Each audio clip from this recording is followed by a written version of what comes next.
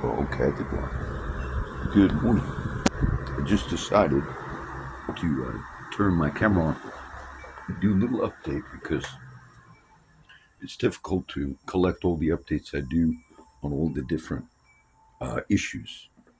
But today's issue, I'm still dealing with the ones I mentioned. I made a post, and that's always going to be linked to every future post.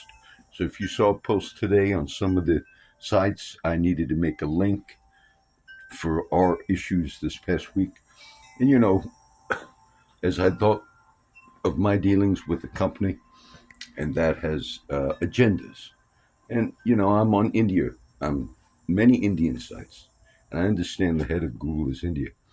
But I was just thinking how companies, most are familiar with manipulation in society and all.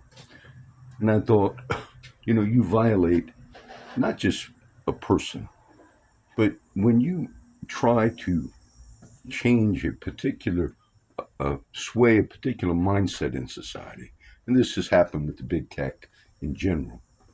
You don't have permission to do that. And when you're caught, why the federal government caught you, meaning they said you got to break up Google, it's just an example, you fight that. So, meaning if the federal government says your activities are criminal, what you say is we'll pump as much money into lobbyists, have politicians in our pockets, and no matter what you say in society or the general feeling of the public, we'll continue with our mission to sway the public, to manipulate the public in algorithms and all types of things. And in essence, you say you can't stop us. Okay, that's it for social media or big tech. Today, I've commented on Russia Ukraine for a very long time. But today, as well as the last few days, the United States is debating. I'll credit Mr. Biden for his reluctance to allow long range missiles provided by the United States to go deep into Russia. That's the debate. The British military person, Starmer is his name, he's advocating let the missiles that the United States and Britain and others provide to Ukraine, primarily the U.S., Storm Shadow and ATACMS missiles and so forth, let them strike deep into Russia. Now, our military leader recently said it's not going to be a game changer.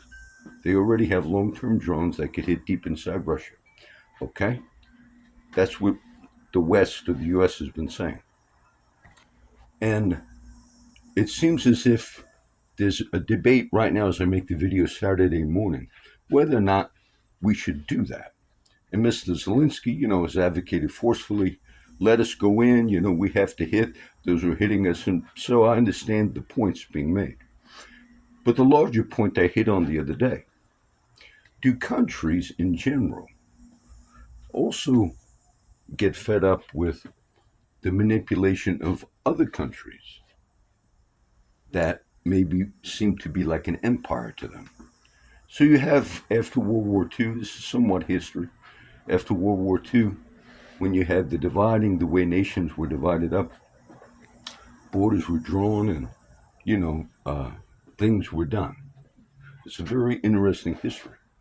And over time, uh, the rise of the West, the rise of the United States primarily, has been really a phenomenal thing. It, it's never been in the history of the world that you had a country like the one I am a citizen of to have so much power. It's an amazing story. And of course, many Christians will rightfully talk about the influence of Christianity, but it was also the influence of deism. Oh, if this is history, I'll repost it in the future. So I won't do too much of the blog or Google thing. But the founding of the country and the founding documents, if you read them, were indeed influenced so much by Christianity, by God. But I mentioned, I guess, on one of the recent posts, one of the philosophers, Kant, Immanuel Kant, how his writings influenced the writing of our Constitution. But you did indeed have some deists, and you had some uh, universalism in some of the founding fathers as well, which would not be considered historic Christianity. But the influence of God in general, we understand. So the United States really had a miraculous, power that really the world has never seen before. So after World War II, it wasn't, Britain, the UK, and I mean, they didn't rise the way the United States did. It was such global influence. Now you have a lot of other countries, Global South, I mentioned the other day, areas in Africa and places of the world. India is somewhat, you know, not totally on the side of the U.S. or totally on the other side, but there are other influential countries, and India has a tremendous rise in tech, by the way. That's why most of these apps I'm doing today are India. But the countries, and Russia has brought it up many times, Putin has brought it up many times in many speeches, they felt like, and particularly when the United States backed up various coups and supported various coups worldwide, worldwide, over a period of many years. What the U.S.'s policy has been is if there's a leader in a country, wherever it may be, Venezuela or wherever it may be, and if they're not for our side or benefiting us for whatever way, then we go into a long thing that they're against their people or whatever.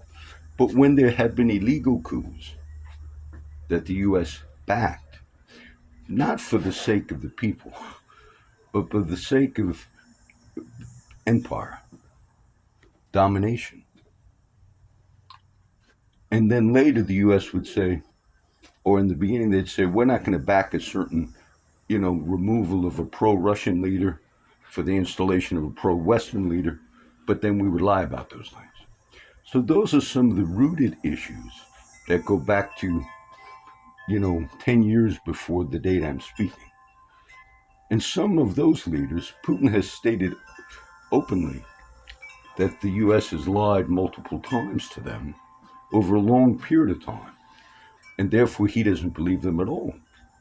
Now you have many people in our country that would have, when they had issues with the United States government, because of the way the government of the present administration would say a certain side is not just a different side, but they're a danger to the country.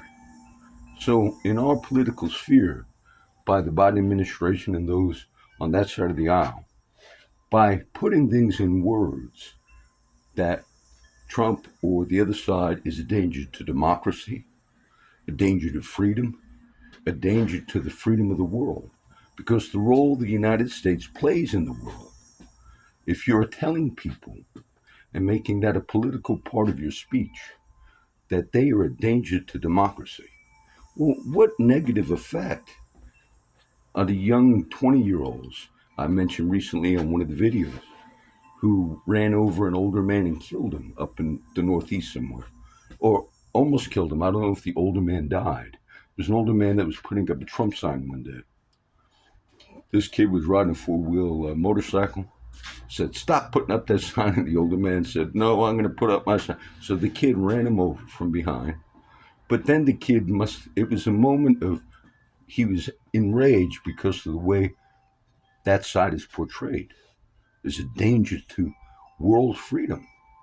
This is a election of freedom of the world, meaning if the other side wins, the freedom of the world is gone.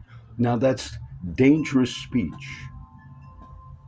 that one side of the political aisle has been using and the big tech people have been promoting. But in general, people get tired worldwide of that type of manipulation. And what you're seeing today, if a decision is made today, it's like right on the verge. Britain and the U.S. have been meeting, and will we permit the long-range missiles to hit deep inside Russia? Russia's been saying, and Putin has been saying in his statements, and oftentimes the Western media will not cover his statements. But he's made statements that would be, yesterday, the day before, early this morning, he said that would mean that Russia is in a state of war with NATO. Now, he would see it in a rightful way in the sense that, and he's brought it up, and it is true, that much of the artillery that's provided to Ukraine, the satellite targeting is by the U.S.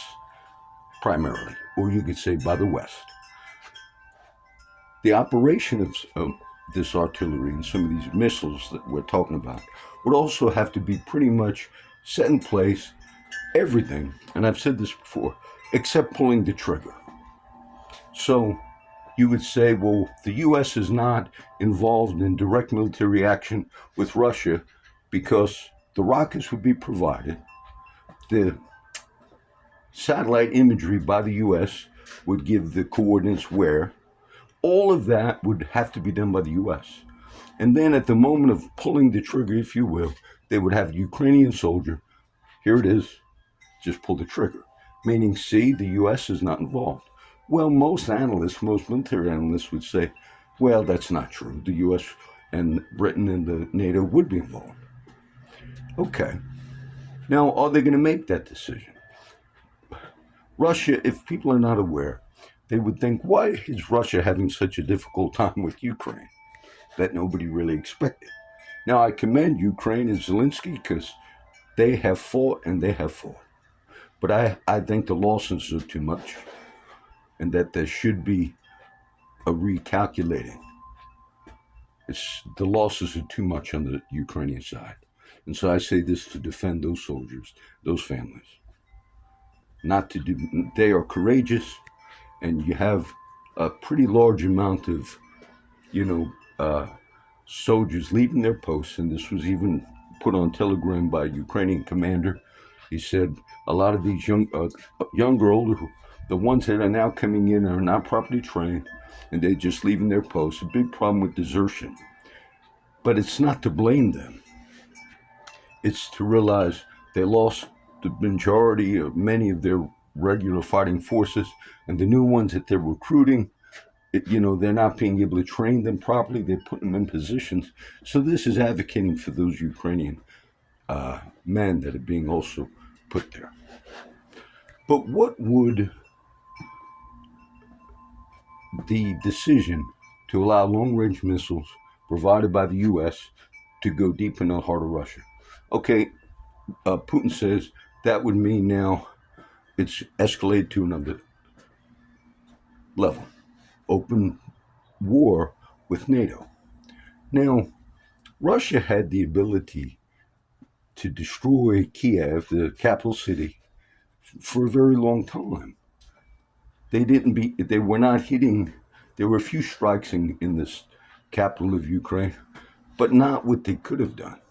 Now, Zelensky, desperate, has tried to hit as far into Russia as he could do.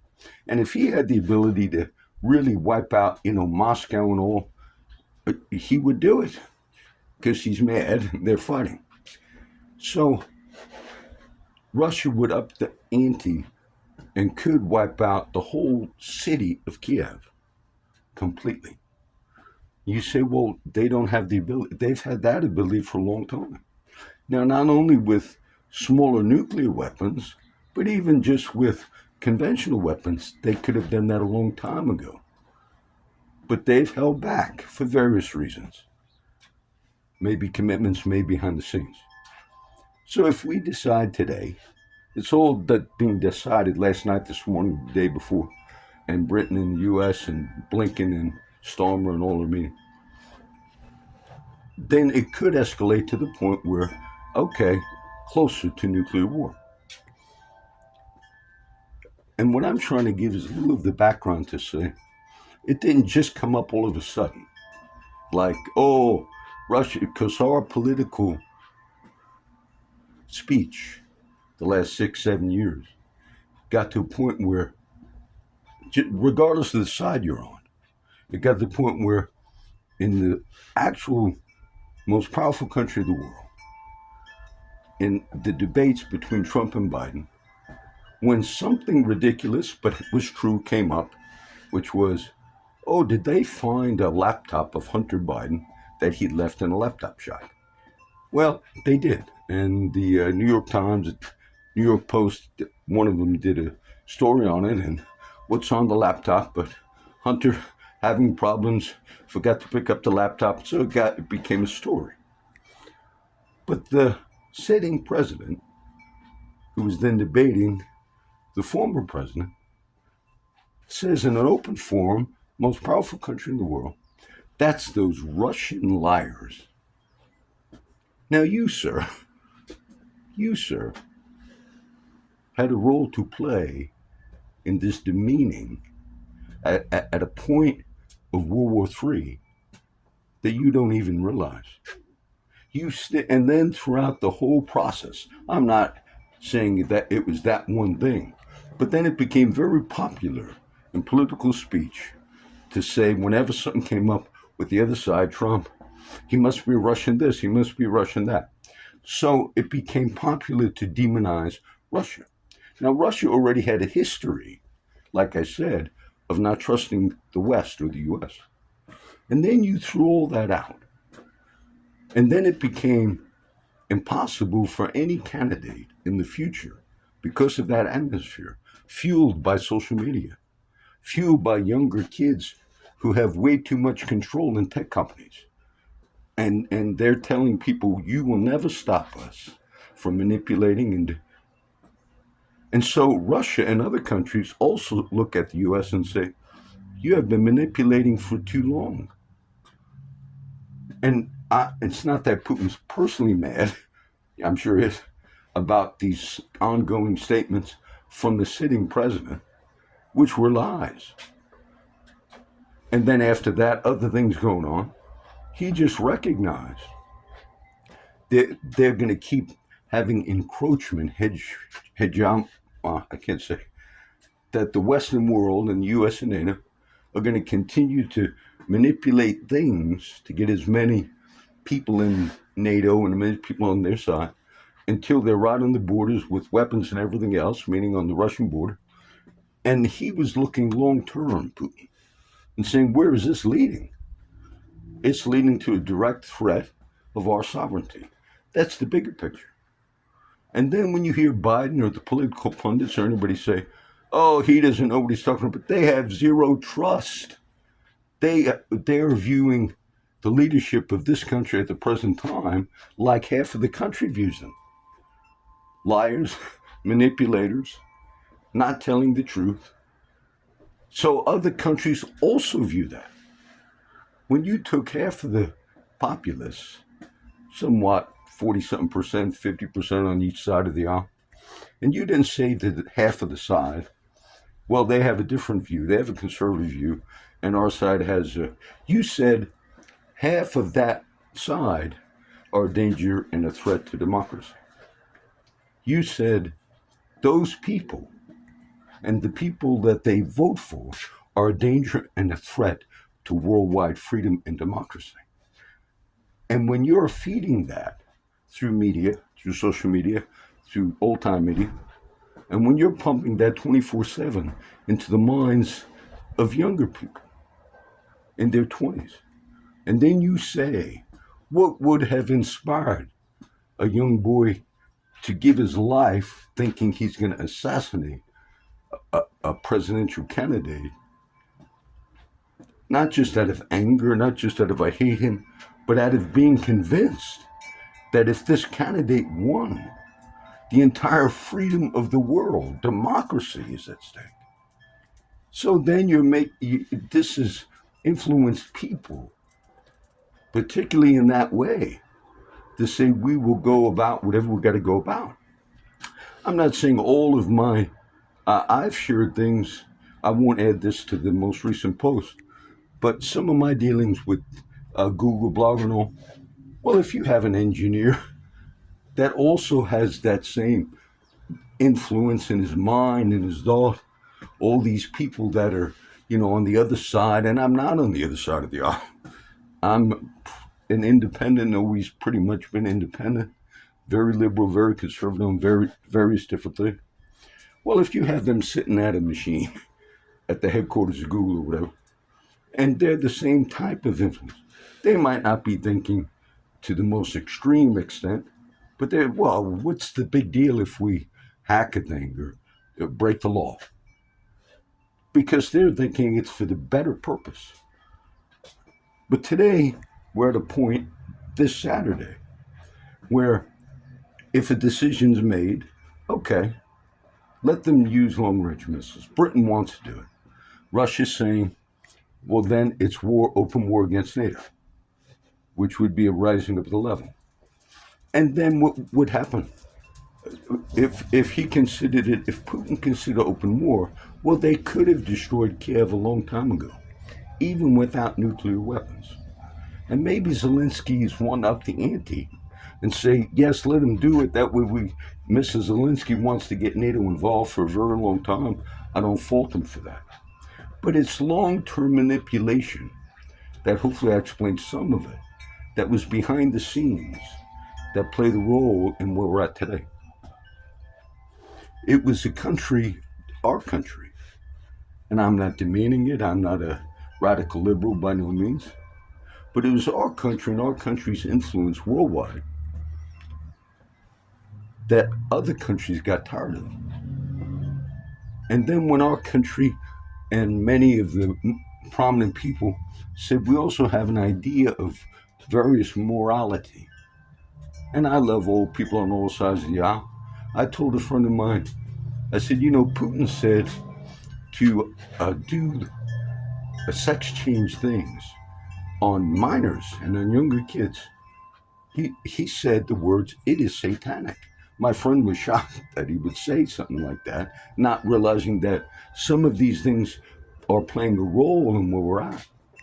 Meaning some countries that we have influence in and that we try to push our particular values on are saying, we don't believe in those values that you're espousing. And then you're trying to push that, push the borders of everything. So I think the behind the scenes problems, long term, are playing a role while we're here right now. And it wasn't just some madman in Moscow said, let's attack a democracy, even though they understand the history was, and I told you Oliver Stone had a whole movie that YouTube banned that explained how the US was behind a coup in Ukraine to remove the pro-Russian person. I used to remember his name. So they're not looking at it the way the media is trying to make you look at it. Most of the average people in our country think, oh, Russia's just a bad man, wants to take over the world. That had nothing to do with this. Zero to do with this. But we lie till this day. You'd think Mr. Biden would have said, to anybody, I apologize that I lied so much about Russia, laptop, everything else, including his involvement in Burisma, as far as the influence and the role he played and everything else. Oh, he would prefer World War III than to admit even something like that. So I don't believe half of the country is evil against democracy, and if their candidate wins, the future of the world is at stake. Well, I have never believed that. I believe who becomes a president of the U.S. has some influence, not as much as people think, but our media, our tech companies, the algorithms and everything, that's what they push. And if you tell them, stop pushing that, their answer is, this is for the world. Their belief, their ideology is, if we have to cross the line in some silly blogger, or if we have to hack into something that is illegal for us to do with a customer, but this is the world we're saving. So is there any hope for that particular view? But they will never change that. So we're at the verge of the escalation that would make Russia then in a state of war. That's the official term. Now, some countries have been in a state of war with other countries, and it doesn't necessarily mean they're actively in combat, okay? But leadership of Russia has stated, if you permit the long-range missiles provided by the U.S. that are coordinated by satellites and everything else, we're going to consider us in a state of war with NATO. So that's what's on the table right now. The former leader Medvedev, who's now in still a position, he put on Telegram earlier today or last night, he said, we will wipe out Kiev. And we don't need nuclear weapons. We can do it. We can do it with conventional. So this is important. This is important because manipulation, looking at one side, and then not seeing anything else, is leading us to World War III to a greater degree. What the next steps will be, I'm not sure. And this war has been devastating, but it really has not broken out of those borders yet. But it might very well break out. And of course, you'll have one side of the aisle, even today, continuing to use language that says the other side is a threat to freedom, humanity, global warming, the whole world and planet and humanity and freedom and democracy and all ideals ever. The other side and have all their supporters are the ones that are a threat to the freedom of humanity. That's the narrative that particular side is pumping out. And the tech giants, for the most part, push with algorithm and everything else. So you are a threat in that way. You're a threat when you cross lines. But countries got tired of the influence of the West over a long period of time, and lying, making certain promises, and these were made to Russia, and then later saying, like, what is he gonna do? Well, this was the first step. So we want peace. As far as I could say, Mr. Biden and the people that are giving him advice has done pretty much the right thing in saying we don't want to allow these weapons that we're providing to strike deep into Russia, because even if the U.S. permits that, it's not going to have a big change in that war, except it will, because Russia will then say the ante has been upped. And so, even though it might look courageous to say, I'm not afraid of Russia, so we're going to permit them, the better thing to do is to say it's not worth it, because Ukraine could hit deep into Russia with drones right now, and if these missiles were given permission to do it, it wouldn't change a whole lot, but it would change a lot on the Russian side, because they would say we are now in an open state of war with West, with NATO. Okay, so this is a little update. I'll give our own personal update. This will probably just be an update, but some of my updates I do a little history. But I made a post, so that'll be linked to every future post concerning our recent issues this week. And that's why you saw that. Some of you saw that earlier today. I just really needed a link to that post. Is now linked to every other site. Okay? And tomorrow will be a shorter Sunday sermon. You'll see when you see it. But we'll move forward. Okay? All of us, do not want to have the influence that causes others to go out and say, the only solution is we must assassinate a presidential candidate. And that kid and many others, when they're being pumped this narrative that they're being pumped, you are creating that. You are not just telling them it's a difference between someone that we don't like and someone that we do. You're telling them that side, that person is a threat, and it's still a part of the political platform of Mr. Biden and Ms. Harris. Part of the platform is still this election is about democracy. Now, if the majority of people vote for the other person, not for the Democrat, what they're telling you is then democracy is lost. Even though democracy is normally understood who the majority of the people actually vote for. I don't want to get into the whole electoral system. So, even though democracy normally meant the people make the decision. By the way, Venus, in Europe, in Germany, this last week, and the Western media is not very interested in this, but you had a lot of elections in Germany and Europe and areas over there. What happened was the more conservative sides, for the most part, won. And it was really a big surprise. And so you have like the British media, BBC and others, saying these right wing and this one, that one. But normally, after the majority wins in these types of elections, they have the majority of the influence in their governments.